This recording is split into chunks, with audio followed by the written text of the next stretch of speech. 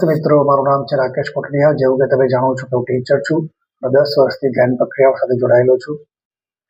તો સૌથી પહેલા આપણે જાણવું જોઈએ કે આપણી જે પૃથ્વી છે એ પૃથ્વી 23.5 ડિગ્રીમાં ઝૂકેલી છે, જેના કારણે શું દિવસો લાંબા હોય છે, રાત્રિઓ ટૂંકી હોય છે. કે પછી ક્યારેક એવું થાય છે કે રાત્રિઓ લાંબી હોય છે અને દિવસો ટૂંકા હોય છે, જેના કારણે બ્રહ્માંડની શક્તિ જે પૃથ્વી પર પ્રવેશે છે એ સમાન રૂપે નથી પ્રવેશી શકતી. અસંતુલનની સ્થિતિ હોય છે. પણ વર્ષમાં એક દિવસ એવો આવે છે, પૃથ્વી એવી જગ્યા હોય છે બ્રહ્માંડમાં જ્યાં દિવસ અને રાત સમાન થઈ જાય છે. ભલે પૃથ્વી 23.5 ડિગ્રીમાં ઝૂકેલી હોય, પણ દિવસ અને રાત સમાન થઈ જાય છે. એ સમયે બ્રહ્માંડની સંપૂર્ણ ઉર્જા પૂરી પૃથ્વીમાં સમાન રૂપે વહે છે. એના કારણે શું થાય છે કે કોઈ પણ વ્યક્તિ સમાન પ્રકારની ઉર્જા પૂરા પૃથ્વીના કોઈ પણ ક્ષેત્રમાં બેઠો હોય તેને પ્રાપ્ત થાય છે. તો આ ઉર્જાઓ બહુ શક્તિશાળી હોય છે. અને એ દિવસે તમને ખબર છે ભારતમાં કયો તહેવાર મનાવવામાં આવે છે? મહાશિવરાત્રિનો તહેવાર મનાવવામાં આવે છે. તો મહાશિવરાત્રિનો તહેવાર મનાવવા પાછળ બીજું એક કારણ પણ છે. એની ઇતિહાસ આપણે જોઈએ તો સૌથી પહેલા બહુ જ વર્ષો પહેલા બ્રહ્મા અને વિષ્ણુ વચ્ચે એક વિવાદ થયો કે કોણ વધારે શક્તિશાળી છે, કોણ મહાન છે.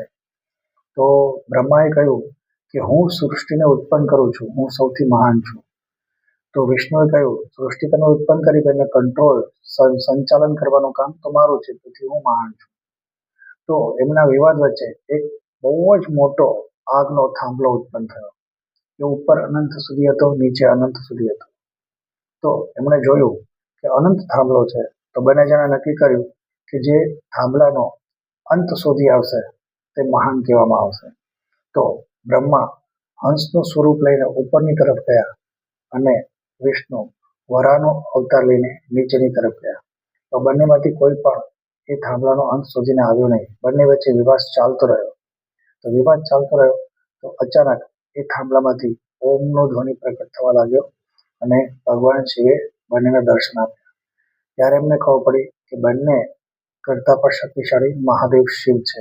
એવું એવું શિવ પુરાણની કથામાં આવે છે. તો એ દિવસે મહાશિવરાત્રિનો દિવસ કહેવામાં આવે છે. તો આવી રીતે પુરાણોમાં પણ મહત્વ છે અને સાયન્ટિફિકલી જોઈએ તો દિવસ અને રાત સમાન થવાના કારણે પૃથ્વીના ખૂણે ખૂણામાં આ ઉર્જાઓ પહોંચે છે. હવે આ દિવસનો આ ઉર્જાઓનો લાભ આપણે કઈ રીતે લઈ શકીએ?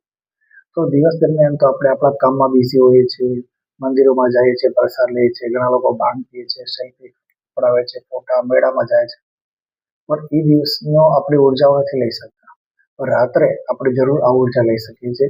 અને ઉર્જા માટે રાતે 9 વાગે, રાતે 12 વાગે અને 3:30 ધ્યાન કરવું બહુ જરૂરી છે. તો એના માટે આપણે આખી રાત જાગવું પડશે. કારણ કે 3 પહોરનું ધ્યાન આપણે કરવું હોય તો 3 ટાઈમ આપણે 9, 12 અને રાતના 3:30 આ ધ્યાન કરવા માટે આપણે આખી રાત જાગવું જોઈએ.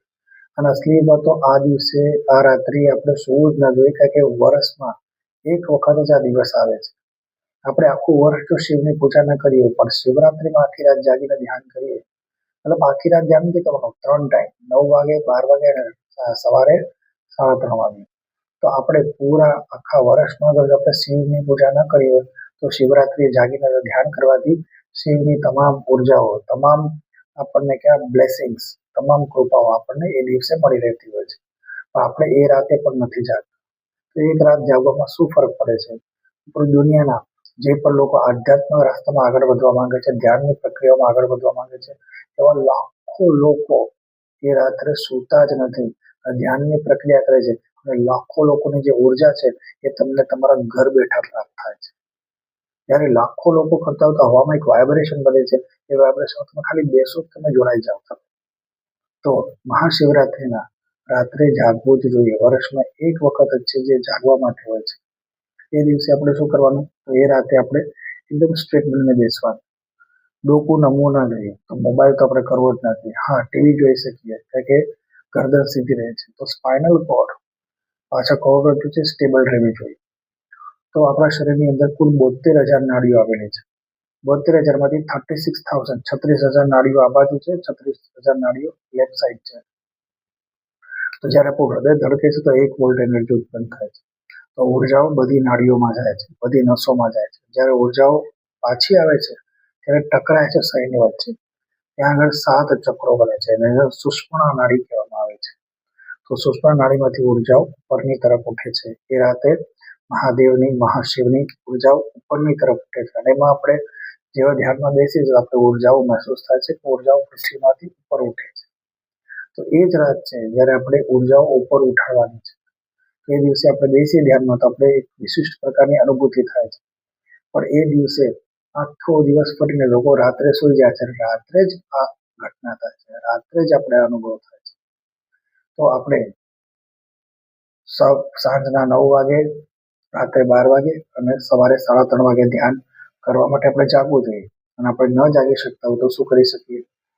તો સાઉથ ઇન્ડિયામાં તમિલનાડુની અંદર સદગુરુ છે, જે પૂરી રાત એક પ્રોગ્રામ ચલાવે છે. જ્યારે તમને ખબર છે આદિયોગી મૂર્તિના સ્થાપક સદગુરુ છે, જે તમિલનાડુની અંદર છે. એ લાઈવ પ્રોગ્રામ ચલાવે છે. તમે આસ્થા ઉપર જોઈ શકો છો, યુટ્યુબ ઉપર જોઈ શકો છો. તો 9 વાગે ધ્યાન કરાવે છે, 12 વાગે ધ્યાન કરાવે છે અને સવારે 3:30 વાગે ધ્યાન કરાવે છે. તો ત્યારે ધ્યાન કરવા માટે લાઈવ અને પ્રોગ્રામ હોય છે, મ્યુઝિકલ પ્રોગ્રામ, જેમાં આપણે આખી રાત મનોરંજનમાં જાગી શકીએ છીએ. પણ આપણે સ્થિર બેસવું જોઈએ, ગરદન આમ ઝૂકી ના જવું જોઈએ. તો આપણે એ રાતની ઉર્જાઓનો લાભ આપણે બસ એવી રીતના આસ્થાથી મળી જાય છે. વિચાર કરો, બસ જાગવા માત્ર સીધા બેસવાથી પ્રાપ્ત થાય છે. હવે તમને એમ લાગે કે પ્રોગ્રામ પણ જોવું છે ને કંઈક કમેન્ટ પણ કરવી છે, કંઈક માર્ગદર્શન પણ લેવું છે, તમે લાઈવમાં મારી સાથે જોડાઈ શકો છો. હું રાત્રે લાઈવ રહીશ, તો તમે મને કમેન્ટ પૂછી શકો છો, હું તમને જવાબ આપી શકું છું. અને બીજું, તમને હંમેશા જોડાવવું તો ચેનલ તો તમે સબસ્ક્રાઇબ કરી શકો છો, શેર કરી શકો છો અને લાઈવમાં હું તમારી સાથે હોઈશ. તો જો મારી એક બીજી ચેનલ છે રાકેશ કોટડિયા, એમાં તમે જોઈન કરશો તો હિન્દીમાં ચેનલ છે, એમાં તમે જોઈન કરશો તો હંમેશા માટે હું તમારી સાથે જોડાઈ શકું છું.